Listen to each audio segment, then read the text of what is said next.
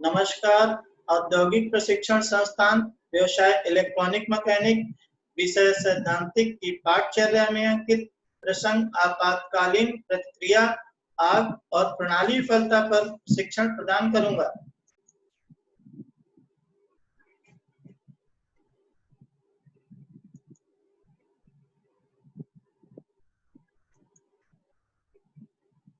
आपातकालीन प्रतिक्रिया क्या होती है? आपातकालीन प्रतिक्रिया के प्रकार क्या होते हैं?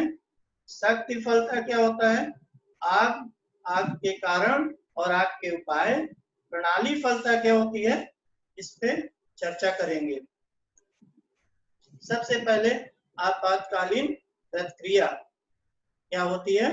औद्योगिक प्रशिक्षण संस्थानों, कार्यशालाओं, जहां पर प्रशिक्षण विविध प्रकार के चलते हैं, वहां समय समय पर ऐसी स्थिति उत्पन्न होती है जो कार्य व्यवधान उत्पन्न करती है, यहाँ तक कि दुर्घटनाएं जैसी अवस्थाएं बन जाती हैं। ऐसी स्थिति में निपटने के लिए जो भी कार्य हम करते हैं आपातकालीन प्रतिक्रिया के अंतर्गत आते हैं। आपातकालीन प्रतिक्रिया को समझने के लिए, जैसे कार्यशाला में जो है काम कर रहे होते हैं और अचानक आग लग जाए, तो आग लगना क्या है? एक क्रिया है, और आग बुझाने के लिए जो हम क्रिया करेंगे वो प्रतिक्रिया होगी। यह समझेंगे कि कार्यशाला में कोई प्रशिक्षु काम कर रहा है और अचानक उसको चोट लग जाती है, तो चोट लगना क्या है? क्रिया है, और उसका ट्रीटमेंट करना यानी उपचार करना उसका प्रतिक्रिया हुआ। इसी तरीके हम आगे चर्चा करते हैं आपातकालीन प्रतिक्रिया के प्रकार। शक्ति विफलता, आग और प्रणाली विफलता। शक्ति विफलता क्या है? मतलब से हमारा जो है पावर फेल्योर सिस्टम कहते हैं, यानी बिजली का चला जाना। अकस्मात बिजली अगर चली जाती है तो उसके क्या तात्पर्य है? शक्ति विफलता से तात्पर्य विद्युत परिपथ में उत्पन्न व्यवधान से है। यह विफलता के प्रकारों में से एक है। यह एक सामान्य आपातकालीन स्थिति होती है। लाइट का जाना एक सामान्य आपातकालीन स्थिति होती है। हम देखते हैं कि हम लोग कार्य कर रहे होते हैं और अचानक लाइट चली जाती है, जो पावर फेल्योर सिस्टम का एक कारण है। उसी के अंतर्गत हम चर्चा करते हैं। सबसे पहले पावर स्टेशन का दोषपूर्ण होना। मतलब जहां हमारे प्रशिक्षण संस्थान में लाइट मिलती है, वहां पे अगर फ्यूज ओपन हो गया या बर्न हो गया, या वहां पे जो एमसीबी जो लगी होती है, मिनिएचर सर्किट ब्रेकर जिसको बोलते हैं, या वहां पे जो इलेक्ट्रॉनिक इंस्ट्रूमेंट लगे होते हैं, जैसे उसमें कैपेसिटर वगैरह, अगर वो फट जाएंगे तो भी पावर फेलोवर का एक कारण होता है। या केबल वहां पे चूहों ने काट दिया है तो भी जो है पावर सिस्टम वहां का फेल होगा। फिर आता है इलेक्ट्रिक ट्रांसमिशन लाइनों का दोषपूर्ण होना। जो हमारी सप्लाई तारों के माध्यम से यानी कार्यशाला तक दी गई है, वो अगर कहीं बीच में टूट जाती है तो क्या होगा? सप्लाई वहां नहीं पहुंचेगी कार्यशाला में। ये भी जो है शक्ति विफलता का एक कारण है। फिर आता है वितरण प्रणाली में दोषपूर्ण होना। वितरण प्रणाली दोषपूर्ण, यहाँ से वहां तक जो सप्लाई दी गई है, केबल जो भूमिगत केबल हो सकती है या ओपन केबल हो सकती है, अगर बीच में उसमें कहीं ब्रेकन हो जाएगा, टूट जाएगा, या बोर्ड के अंदर कहीं पे वायरिंग शॉर्ट हो जाएगी वितरण प्रणाली के अंतर्गत, तो ये भी जो है शक्ति विफलता का एक कारण होता है। फिर आता है ट्रांसफार्मर का जल जाना। ट्रांसफार्मर जलने के कई कारण हैं। या तो उसमें आयल का कम हो जाता है, आयल का कम होना, या उसमें ओवरहीट हो जाना। मतलब ट्रांसफार्मर के लोड से अगर ज्यादा लोड हम आगे दे देंगे तो ट्रांसफार्मर जल जाता है। फिर आता है इलेक्ट्रिक मोटर का जल जाना। जिस हम इक्विपमेंट पे काम कर रहे होते हैं और अचानक वो मोटर जल जाए तो क्या होगा? ज्यादा उस पर लोड देने की वजह से वो मोटर जल जाएगी और हमारा कार्य बाधित होगा, इससे प्रोडक्शन भी होगा, ये भी कम होगा। ये भी शक्ति विफलता का कारण है। फिर आता है, इसके अंतर्गत हम उसके बचने के उपाय के बारे में जानेंगे। पहले हमने बताया कारण, और अब यहाँ पे उपायों के बारे में। तो सबसे पहले यहाँ पे पावर सप्लाई की विफल होने की दशा में हम सबसे पहले पावर पैनल में जाकर संबंधित व्यक्ति से संपर्क करेंगे। वहां पे जो जिम्मेदार व्यक्ति टेक्नीशियन होगा, यानी इलेक्ट्रीशियन वहाँ पे, तो उसको बताएंगे कि हमारे जो है वर्कशॉप में लाइट नहीं आ रही है, तो उसको जाके उसको सही कराने का प्रयास उसके माध्यम से करेंगे, ताकि हमारी सप्लाई कार्यशाला में आसानी से आ सके। फिर आता है, इस स्थिति में कार्यशाला भवन का आपातकालीन अलार्म बजाएंगे। अगर पावर सिस्टम हमारा फेल हुआ है, बिजली नहीं आ रही है, तो हम अलार्म बजाएंगे, और अलार्म ऐसी जगह लगाए जाते हैं जो आसानी से मिल सकते हैं, जिसके माध्यम से सभी को सूचना पहुंच जाएगी कि पावर सिस्टम फेल हुआ है। फिर आता है, विद्युत में खराबी हुई है तो लिफ्ट का प्रयोग ना करें, क्योंकि लाइट जाने पे क्या होता है, हम उसमें फंस सकते हैं, जिससे दम घुट सकता है, और दम घुटने की वजह से वहां पे मृत्यु भी हो सकती है। ऐसी दशा में हम केवल सीढ़ियों का प्रयोग करेंगे, और उसके माध्यम से आराम से नीचे निकल आएंगे उस जहाँ पे हम कार्य कर रहे होते हैं। फिर आता है, सख्त विफलता की आपातकालीन स्थिति से निपटने के लिए अन्य स्रोत जैसे जनरेटर सेट का प्रयोग करना चाहिए। अगर लाइट चली गई है, तो उस समय हमारे प्रशिक्षण संस्थानों में, इंडस्ट्रियल एरिया में पहले से ये व्यवस्था होती है कि लाइट जाने पे हम जनरेटर के उपयोग करके हमारा काम बाधित ना हो और काम चलता रहे। लाइट बाद में ठीक होती रहेगी, जो हम टेक्नीशियन के माध्यम से सही कराते रहेंगे। फिर आता है, आपातकालीन स्थिति में कार्यशाला परिसर से बाहर निकलने के लिए यदि पर्याप्त प्रकाश न हो तो टॉर्च का प्रयोग करना चाहिए, या मोबाइल की फ्लैश लाइट का प्रयोग करना चाहिए। माचिस का प्रयोग नहीं करना चाहिए, क्योंकि पावर फेलियर होने की वजह से वहां पे पता नहीं मशीनें बहुत सारी या ज्वलनशील पदार्थ भी रखे रहते हैं, तो वहां पे विस्फोट भी हो सकता है, तो केवल टॉर्च का प्रयोग हम करेंगे वहां पे। फिर आता है, आग। आग कैसे उत्पन्न होती है और आग लगने के कारण क्या होते हैं, और फिर आग लगने के बचाव के बारे में चर्चा करेंगे। कार्यशाला में आग प्रायः लापरवाही के कारण लगती है, जिससे जान माल की क्षति हो सकती है। अगर हम लोग लापरवाही वहां पे करते हैं, पहले से हर चीजों को देख रेख नहीं करते हैं, तो क्या होगा, आग लगेगी, जिससे जो वहाँ वर्कर काम कर रहे होते हैं उनको जनहानि होगी, और जो वहाँ इंस्ट्रूमेंट रखे हैं, उपकरण रखे हैं या मशीनें रखे हैं, वो भी जल जाएंगी। इसके निम्न कारण पे हम चर्चा करेंगे। सबसे पहले, बिजली के तारों के कनेक्शन का ढीला होना। अगर कार्यशाला में या परिसर में बिजली के तार ढीले हैं, क्योंकि बहुत बार क्या होता है, वायरिंग पुरानी होने की वजह से उनमें स्पार्किंग होती है, जिस कारण से आग लगने के चांस होते हैं। फिर आता है, कार्यशाला में धूम्रपान करना। अगर कोई कर्मचारी यहाँ पे काम कर रहे होते हैं, वहाँ बीड़ी सिगरेट पी के इधर उधर फेंक देता है, क्योंकि ज्वलनशील पदार्थ भी वहां रखे रहते हैं, जिससे आग पकड़ने के चांस रहते हैं।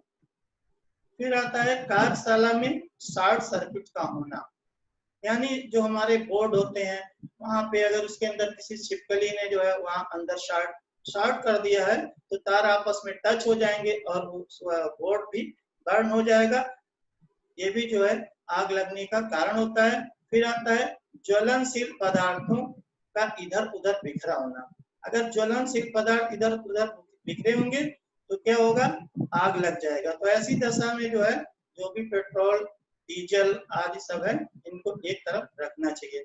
फिर आता है, विद्युत तारों में ओवरलोड होना, क्योंकि जो वायरिंग हमारी होती है घरों में, चाहे कार्यशाला में या प्रयोगशालाओं में, वो अकॉर्डिंग लोड के हिसाब से इनके ग्रेड होते हैं, तारों के ग्रेड होते हैं, उसी हिसाब से लगाए जाते हैं। हमने प्रायः देखा है कि स्विचों में या सॉकेटों में या जो हमारे उपकरण होते हैं उनमें एम्पियर लिखे रहते हैं, 5 एम्पियर 15 एम्पियर, और उसी हिसाब से हमें इंस्ट्रूमेंट लगाना चाहिए। अगर उसके हिसाब से हमने ज्यादा लगा दिया तो ओवरलोड होने की वजह से वो सॉकेट जल सकता है, या वहां अंदर जो वायर हैं वो पिघल सकते हैं आपस में जुड़ करके।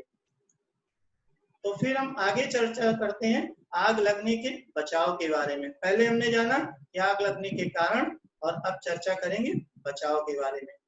तो कार्यशाला में आग लगने की स्थिति में सबसे पहले हमें फायर अलार्म बजाना चाहिए। अगर आग लगती है तो फायर अलार्म इसलिए बजाना चाहिए क्योंकि अंदर जो कर्मचारी या वर्कर काम कर रहे होते हैं, ताकि उनको जान माल की जो है हानि ना हो, इस चीज का ध्यान रखना चाहिए। फिर आता है विद्युत सप्लाई के मेन स्विच को तुरंत ऑफ कर दें। अगर आग लगी है तो जो मेन पावर स्विच का पैनल वहां पे लगा है मेन को बंद करेंगे, क्योंकि हम प्रत्येक मशीन पे जाके वहां नहीं बंद कर सकते क्योंकि वहां आग लगी हुई है।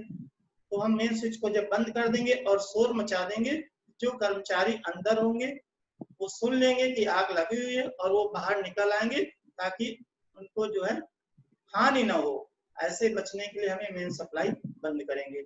आग लगने पर भगदड़ न मचाएं। अगर आग लगी है तो क्या करेंगे, आराम से क्रमबद्ध तरीके से बाहर आ जाएंगे। और भगदड़ मचाने से क्या एक दूसरे के ऊपर हम लोग गिर जाएंगे, जिससे और हमें नुकसान हो जाएगा, चोट लग जाएगी। फिर आता है ऐसी स्थिति में फायर ब्रिगेड को सूचना दें या अग्निशमन यंत्र रेत भरी बाल्टियों का प्रयोग करना चाहिए। अगर प्रशिक्षण संस्थान में आग लगी है, क्योंकि प्रथम दृष्टया हमारे जो उपकरण होते हैं आग बुझाने के लिए वो फायर एक्सटिंग्विशर होते हैं, या देखते हैं हम लोग कार्यशालाओं में बाल्टियों में बालू भर के रखा जाता है, तो उसके माध्यम से आग के ऊपर हम फेंकेंगे और आग को नियंत्रण करने का प्रयास करेंगे और फायर ब्रिगेड को फोन के माध्यम से इसकी सूचना देंगे और ताकि वो आगे आग पे नियंत्रण पा सके और आगे आग बुझ जाए। फिर आता है ऐसे स्थानों से ज्वलनशील पदार्थ को दूर रखें, क्योंकि जब आग लगती है तो ज्वलनशील पदार्थ बहुत तेजी से आग को फ्लो करते हैं। तो हम देखते हैं कार्यशालाओं में जो है जैसे बिल्डर वगैरह ट्रेड में जो है एसिटिलीन गैस के सिलेंडर रखे होते हैं, मोटर व्हीकल्स वगैरह ट्रेड में पेट्रोल, डीजल, केरोसिन आदि रखा रहता है। तो उनको दूर रखने से क्या है, आग जो बृहत रूप धारण नहीं करेगी और वहीं सीमित हो जाएगी। इस कारण की वजह से हमें ज्वलनशील पदार्थों को उस जगह से अलग रखना चाहिए। फिर आता है क्लासिफिकेशन ऑफ फायर।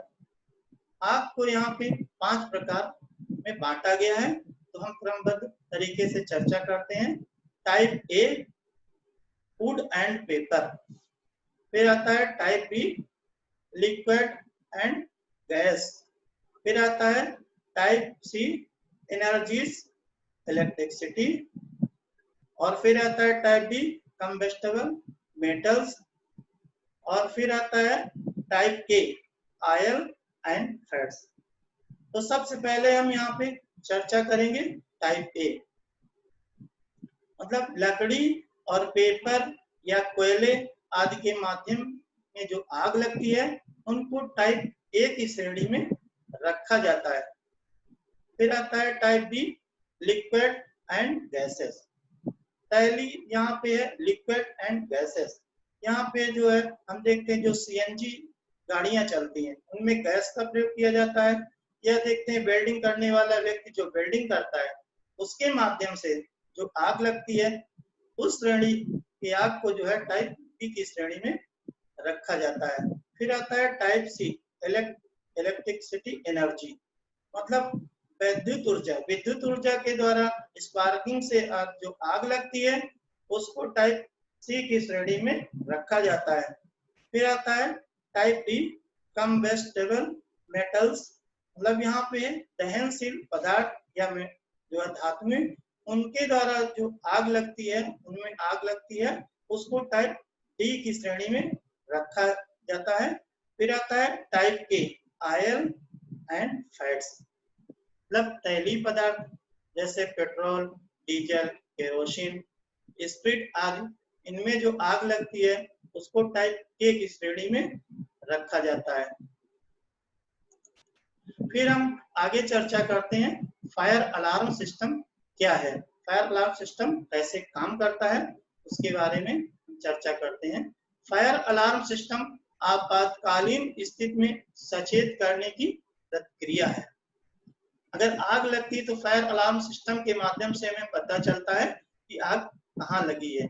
ये हमें ध्वनि संकेतों के माध्यम से प्राप्त होते हैं, ये पहले से रिकॉर्डेड होते हैं, ये कई भाषाओं में होते हैं, क्योंकि जहां भी इनको लगाते हैं, क्योंकि ध्वनि संकेत अलग अलग भाषाओं में इसलिए लगाए जाते हैं, क्षेत्रीय भाषाएं होती हैं और हर व्यक्ति हर भाषा को नहीं समझ सकता है, इसलिए कई भाषाओं में लगाए जाते हैं और जैसे ही आग लगती है तो ये आवाज करने लगते हैं। Control panel fire alarm system का ब्रेन होता है। यदि सभी जगह डिटेक्टर फायर कंट्रोल पैनल से जुड़े रहते हैं। यहाँ पे उदाहरण के तौर पे हम कह सकते हैं कि जैसे हमारी बॉडी है, बॉडी में ब्रेन होता है। हमारे शरीर में कहीं भी चोट लगती है, चाहे वो हाथ में हो या पैर में हो या सर में हो या आंख में हो, कहीं भी चोट लगती है तो हमारे सेंसर सेंस करते हैं कि हमें चोट कहाँ लगी है और वो डिफाइन करते हैं, तो समझ जाते हैं कि किस टाइप की चोट लगी है और कहाँ लगी है। इसी के अंतर्गत फायर अलार्म सिस्टम भी हमारा काम करता है। इसी में हम चर्चा करते हैं हीट डिटेक्टर की। हीट डिटेक्टर ये टेम्परेचर का पता लगाने वाला यंत्र होता है। इसका उपयोग जो है ज्यादातर विद्युत ऊर्जा जहां उत्पन्न होती है वहां बॉयलर में उपयोग किया जाता है। एक टेम्परेचर से अगर ज्यादा टेम्परेचर मतलब नियत मान से ऊपर टेम्परेचर हो जाएगा, क्या होगा, ये अलार्म बजने लगता है और वहां जो टेक्नीशियन होगा फिर वो आके वहां देखता है उसके टेम्परेचर को मेंटेन करने के लिए। फिर आता है स्मोक डिटेक्टर। स्मोक डिटेक्टर जैसे ये धुएं का पता लगाने वाला यंत्र होता है। अगर कहीं आग लगती कार्यशाला में या हमारे औद्योगिक क्षेत्र में और जैसे ही वो आग जो है उसका धुआं स्मोक डिटेक्टर के संपर्क में आता है तो ये अलार्म बजने लगता है और इसकी सूचना जो है पावर कंट्रोल पैनल है तो वहां इंगित करने लगता है और वहां पे बैठा व्यक्ति समझ जाता है कि धुआं कहाँ पे है और आग किस क्षेत्र में देखना है। फिर इसी के अंतर्गत आगे जो है carbon monoxide detector. Carbon monoxide detector ये एक रासायनिक गैस होती है जो रिसाव करती है और जैसे ही कार्बन मोनोऑक्साइड डिटेक्टर के संपर्क में आती है तो तुरंत पता चल जाता है। और इस डिटेक्टर का उपयोग प्राय जहाँ पे फर्टिलाइजर मतलब जहाँ पे गैस हमारी ये क्या नाम खादें बनती हैं, क्योंकि वहाँ रासायनिक गैसों का भी प्रयोग होता है, वहां पे इसका प्रयोग किया जाता है। अगर कहीं लीकेज होता है कुछ होता है तो इसके माध्यम से पता चल जाता है और उसको ठीक करने के लिए वो लोग टेक्नीशियन को बुलाते हैं। फिर आता है मल्टी सेंसर डिटेक्टर। जैसे नाम से ही पता चल रहा है कि एक से अधिक डिटेक्टर जो है सेंसरों का संयोजन क्या होता है उसमें heat detector, smoke detector, carbon monoxide detector, ये अलग अलग प्रकार की उनको अलग करता है और अलार्म बजने लगता है।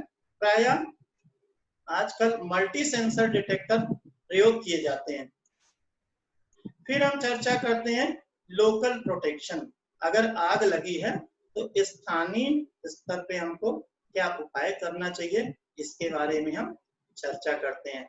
लोकल इक्विपमेंट, तो पहले आता है फायर एक्सटिंग्विशर और दूसरा होता है fire fighting equipments.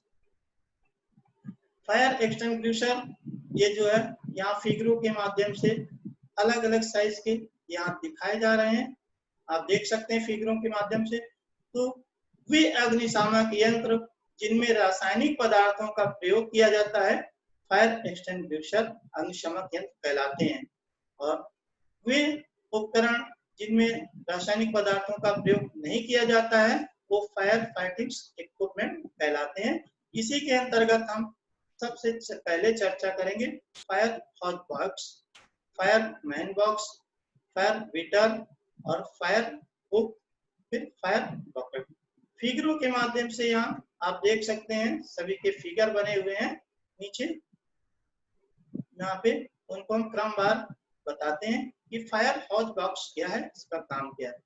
Fire hot box जो है एक बॉक्स के अंदर जो है पाइप होता है जो मेन टंकी से कनेक्ट होता है और ये इसमें क्या होता है एक गेटवाल लगा होता है। जब कहीं भी कार्यशाला में या औद्योगिक क्षेत्र में कहीं आग लगती है तो उस पाइप के माध्यम से हम जहाँ पे आग लगी होती है गेटवाल को खोल करके पानी का प्रेशर देते हैं। पानी का प्रेशर देने से क्या है आग का फ्लो कम हो जाता है और आग बढ़ती नहीं है और एक लिमिट मात्रा में धीरे धीरे वह समाप्त हो जाती है। फिर हम बात करते हैं फायरमैन एक्स। फायरमैन एक्स ये जो है हमारा एक कुल्हाड़ी, इसको जो है कुल्हाड़ी नुमा आकार का बना होता है और ये इमरजेंसी विंडो के पास लगाए जाते हैं। ये दीवारों पे लगे होते हैं प्रयोगशालाओं में, जो इमरजेंसी विंडो होती है।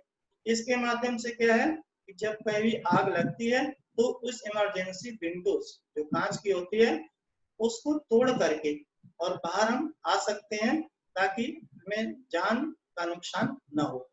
फिर आता है फायर बीटर। फायर बीटर एक बेलचे नुमा आकार का होता है। इसका उपयोग जो है बालू को भर के आग के ऊपर फेंकने के लिए इसका किया जाता है, और ताकि आग जो है ज्यादा इधर उधर न फैले। फिर आता है फायर हुक्स। फायर हुक्स ये जो है कुरेदनी एक आगे नुकीला बना हुआ होता है। इसके माध्यम से दीवारों को, जैसे दीवारों को फाड़ने के लिए या उस पे कह सकते हैं आप छतों को फाड़ने के लिए या आग को फैलाने के लिए इसका उपयोग किया जाता है। फिर आ जाता है फायर बकेट। ये बाल्टी होती है और इनमें पहले से जो है बालू को भर के रखा जाता है। अगर कार्यशालाओं में आग लगती है तो बालू को जो है बाल्टी ले जाते हैं और आग के ऊपर बालू को फेंकते हैं, ताकि वो आग नियंत्रण रहे और ज्यादा वो बृहद रूप न धारण करे।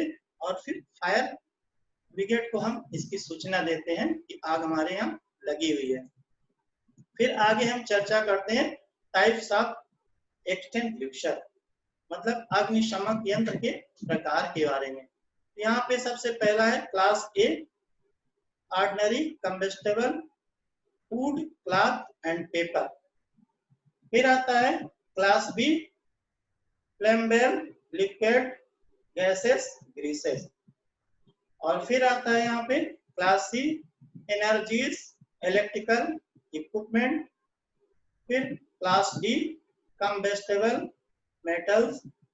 तो सबसे पहले हम चर्चा करते हैं क्लास ए, वुड पेपर, मतलब यहाँ पे लकड़ी, कपड़े या पेपर या कोयले के द्वारा में जो आग लगी होती है उसको क्लास ए श्रेणी में रखा गया है।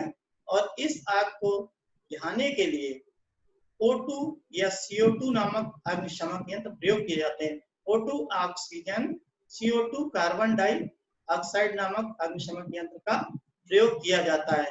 ये जो है सिलेंडर हरे रंग के यानी ग्रीन कलर के होते हैं, तो उससे हम लोग समझ जाते हैं कि किस टाइप की आग को बुझाना है। फिर आता है class B, flammable liquid gases greases. यहाँ पे तैलीय पदार्थ जैसे पेट्रोल, डीजल, केरोसिन या स्पीड या ग्रीस या जो है वाहन में जो सीएनजी गैसें पड़ती हैं उस टाइप की आग को बुझाने के लिए डीसीपी यानी ड्राई केमिकल पाउडर का उपयोग किया जाता है। वो अग्निशमक यंत्र होते हैं ड्राई केमिकल पाउडर, और ये जो है लाल रंग के होते हैं सिलेंडर। फिर आता है class C, energies electrical equipment. विद्युत ऊर्जा के द्वारा जो उपकरणों में आग लगती है उसको टाइप सी की श्रेणी में रखा जाता है। और इस टाइप की आग को बुझाने के लिए CTC यानी कार्बन टेट्राक्लोराइड नामक अग्निशमक यंत्र का प्रयोग किया जाता है, और उसके माध्यम से विद्युत लगे जो है तारों में आग को बुझाने के लिए किया जाता है। और ये नीले रंग के सिलेंडर होते हैं। फिर आता है class D, combustible metals materials. ये जो है हमारे दहनशील पदार्थ जैसे मैग्नीशियम, पोटेशियम या अन्य धातुओं में जो आग लगी होती है उसको बुझाने के लिए DCP यानी ड्राई केमिकल पाउडर नामक अग्निशमक यंत्र का प्रयोग किया जाता है। और यह जो है पीले रंग के सिलेंडर होते हैं।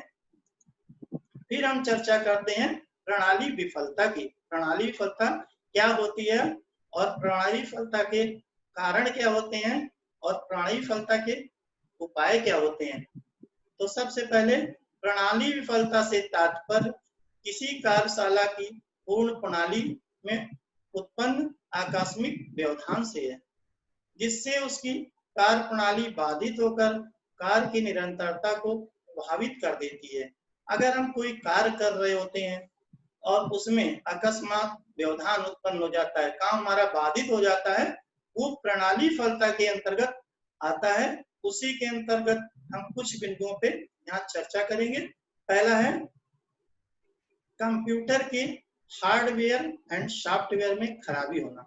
कंप्यूटर की हार्डवेयर एंड सॉफ्टवेयर में खराबी होने से क्या है, हार्डवेयर जैसे पावर सप्लाई जिसको हम बोलते हैं SMPS, switch mode power supply, या यूपीएस, या कीबोर्ड या माउस या हार्ड डिस्क उसके अंदर लगी होती हैं। इनमें जो खराबी होती है वो हार्डवेयर के अंतर्गत आती है।